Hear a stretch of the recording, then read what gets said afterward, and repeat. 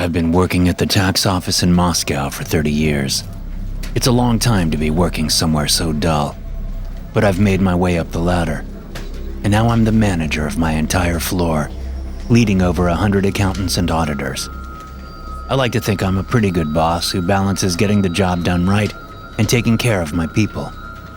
I think of myself as the dad of the whole floor, and I've got all these kids depending on me.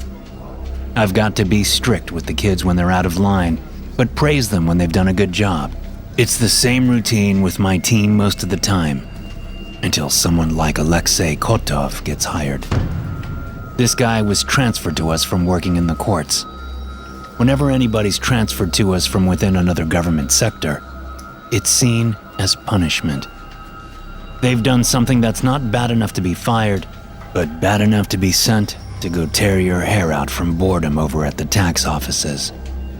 So as soon as Alexe was transferred to us, I was trying to figure out what he'd done wrong over in the courts.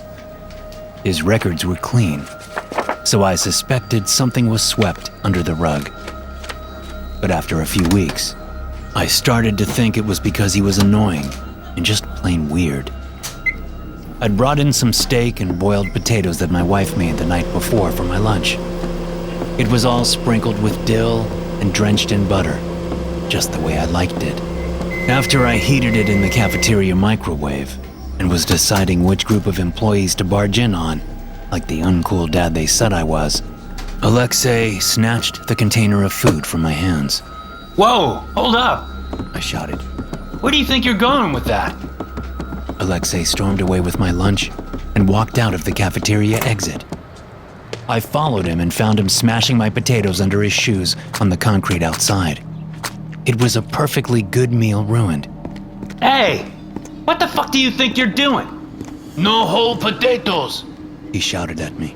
Only mashed, or diced, or sliced. He squished the soft potatoes under his shoe, and the white mash squeezed out from the sides of his shoe. Some people from the cafeteria had followed and were watching, waiting to see how I'd respond. Is this guy mental? I wondered. I would have kicked him in the gut if it wasn't for the fact that he handed me back my steak untouched. You, got something against potatoes then? I asked him. No whole potatoes. I don't want to take any chances. Chances with what? He tried to change the subject. Let's get you something else other than these awful whole potatoes. I'll buy you something nice. You like piroshki? This guy's just fucking weird, I thought to myself. I wasn't going to let my team see me get pushed around by this nutcase. I had an image to uphold. Well, you better clean this goddamn mess up. Make sure this never happens again. And hope that piroshki convinces me not to have you out of here by tomorrow morning. Alexe left, presumably to find something to clean this mess with. And I found the piroshki on my desk when I went back to my office. It wasn't really the meal he bought that convinced me to let him stay. I knew he had been an outstanding worker so far. He learned the ropes faster than any of the other new hires, and there were no mistakes when he ran the numbers for his tasks. He may have been an odd guy, but there was no denying that he was talented. Alexei's talent was what made me let even more incidents with him slide. I didn't have hard evidence for this one, but I knew in my gut that it was Alexe. I heard him the evening before, muttering to himself in the hallway. I swore I heard him say, "I have to make sure it's not here," and "They could have hidden it anywhere." And the next morning, the supply room was completely ransacked. Cabinets full of pens and staplers and paper had their contents emptied onto the floor. Printers were taken apart so their innards could be thoroughly searched, and shelves were overturned so no corner behind them was left unseen. Even the ceiling tiles had been removed so that whoever had done this could search through the rafters. They didn't leave an inch of the room untouched. There were no cameras, so I couldn't prove it was Alexe. I mean, what if I had heard him wrong in the hallway? Would I sound like the madman for randomly accusing Alexe? I was too afraid of what might happen if no one believed me, so I let it drop. But I assigned Alexe to help the janitors clean up the mess. A few months after that, he caused another scene. I first heard the shouting from down the hallway. It was Alexe shouting at someone angrily, with that kind of voice someone uses when they're ready to start a fight. I rushed over to see him shouting at a poor janitor in front of the electrical closet. Just open the fucking door! Alexe was shouting. He vigorously yanked the door handle up and down, trying to break the locking mechanism. The janitor shouted back at him. You don't have any business going in there! Get off the door! There were a few other employees trying to figure out what had panicked Alexe as I approached and raised my voice. What's going on over here? The janitor turned to me. This guy wants to search the electrical closet, but he's got no business going in there. I need to check! I'm not taking any chances! Alexe shouted. If you don't unlock the door, I will break it down! You're not breaking anything! I grabbed Alexe by the shoulder to pull him off the door, but he swatted me away. It could be in there! It can't stay in here! It needs to be passed! He shouted. Pass the hot potato! That's how you're supposed to play the game! Pass the hot potato, or you'll be the hot potato! Everyone that had gathered around exchanged worried looks. I could sense their eyes boring into me, expecting me to do something because I was the boss. I didn't want to get into a fight.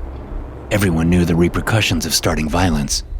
I could lose this job that I'd worked 30 years to get to. I'd have to calm him down or call the police if things escalated. Alexe, I don't know what the hell you're talking about. Are you on something? I can't let it stay here. The hot potato needs to be passed to someone else before we run out of time. He barely stopped his rant when his cell phone started ringing in his pocket. But the ringing bothered him enough that he pulled the phone out to silence it. When he looked at the screen, his face became pale. I couldn't see the number or the contact's name. Alexe went quiet, and he answered the call. Hello? We all went quiet too as we listened. Alexe said nothing. He just nodded his head as if the person on the other side could see him nodding. Okay, he said. Then he hung up and just walked away at a brisk pace. Clearly something wasn't right, so I followed him. Hey, who was that? What's going on with you? He went down the stairs, refusing to talk to me, and went outside. In front of the building, Alexe looked around until his eyes locked onto something. He went straight for a gray SUV parked in the front. Something about it spooked me. Maybe it was the way it looked too unsuspecting, in a moderate gray and a moderate size, and only moderately old. So I stayed behind and watched. The driver lowered their tinted window enough to speak to Alexe. Alexe shouted something vulgar at them as easily as if he was exchanging a greeting, which made me think this could be some sort of family drama that I shouldn't get involved in. If it was, I'd for sure write him up for bringing personal matters to the workplace, and if it wasn't already causing enough of a disturbance when he was screaming at the janitor. Then Alexe got in the car, and they drove off. No goodbyes and no explanations. He just left. I should have fired him and told him not to come back to work. Not only did he make a huge scene at the electrical closet, but he abandoned his shift in the middle of the day. Maybe I was letting my feelings get the better of me, but I wanted to give him another chance to fix whatever was going on in his life. Besides the strange outbursts, Alexe was still a model employee. His work was flawless and efficient, better than 95% of the other employees at our tax office. I didn't want to lose him. And I thought I had made the right decision at first. When Alexe came back the next day, he was extremely professional and apologetic. He explained that he would see a doctor and that something like this would never happen again.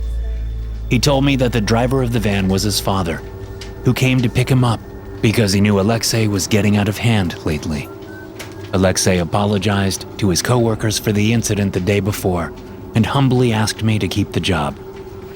You can stay, I told him. as long as you drop the whole thing about potatoes. Alexe stared back at me in confusion. What thing about the potatoes? I laughed. Exactly. That's the attitude I want to see. Now get to work. So Alexe did his job without any problems after that. No outbursts and nothing about potatoes. So I thought that was the end of the whole situation. It wasn't until a few months later that everything came together in a horrifying disaster.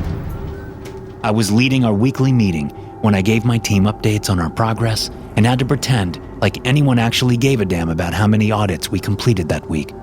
We're behind by 10 days according to Katerina's schedule, I said to the team. Can anyone tell me why the Lebedev construction audit is holding us back so much? I was met by bored silence and drooping eyes that stared straight through my presentation slides and into nothingness.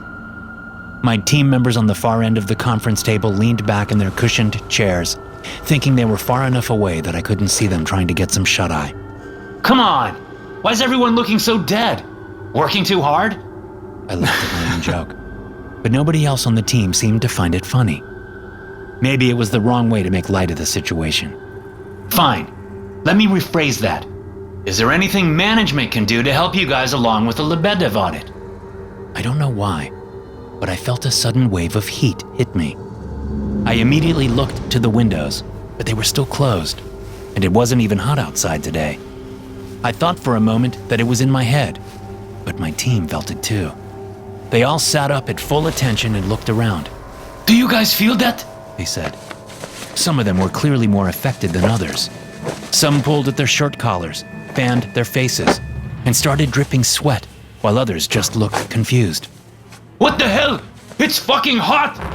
Hey, Ivan, you're looking really red, another said. I don't feel good, man. I think I'm gonna... Then half the team spontaneously combusted into flames. I don't know how it happened or why. The scream started as quickly as the flames erupted and chaos broke out. Katerina leaped from her chair and shrieked as fire lit her entire body. Ivan dropped to the floor and convulsed in a ball of fire. Petra cried for help as her big head of hair lit like a bushfire, and she reached for her coworkers who inexplicably hadn't caught fire, but they stumbled away from her in terror. Even Alexe wasn't safe. The white of his round eyes stared at me through the curtain of flames covering his body. The potato! He screamed. The potato! He gripped the edge of the table as his entire body trembled. The flames ate through his clothes and charred his skin and burned his hair to a crisp. He didn't fight it. It was like he accepted that today was the day the devil had come for him. The fire alarms went off. The meeting room flashed with emergency lights, and my ears were bombarded by the screech of the alarm. The sprinklers were set off, and I prayed for a moment that the water falling from above would be our savior. But all it did was put out the collateral damage. It quenched the spread of the fire on the furniture that my burning workers touched, but the fire on the humans themselves raged on. I opened the door to look for... I'm not sure what I was looking for. Anything to help my dying team. But I saw that the same disaster was happening outside the meeting room too. Half the people on the main floor were lit ablaze, with the ceiling sprinklers doing nothing to end their torture.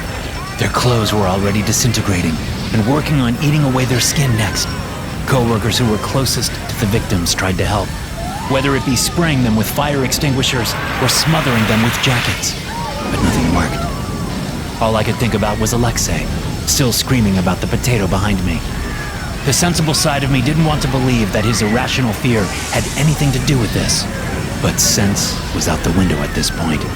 Whatever this thing was, a real potato or some code word for something much more dangerous and evil, it was destroying my team. This went beyond work and dumb tax audits.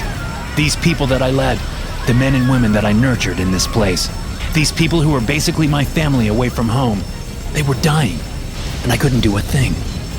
I ran back to Alexe. He was crumbling to the floor, his face rigid from his facial muscles being burnt away. Parts of his skull poked through the holes burnt through the skin on his face. The potato, he muttered. What potato? What does that mean? I shouted at him. I didn't dare touch him, afraid that he was cursed.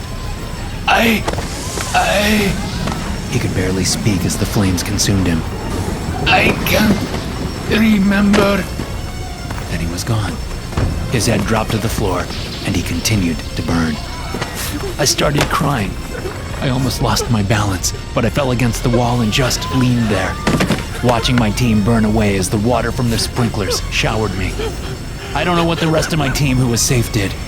They must have evacuated without me.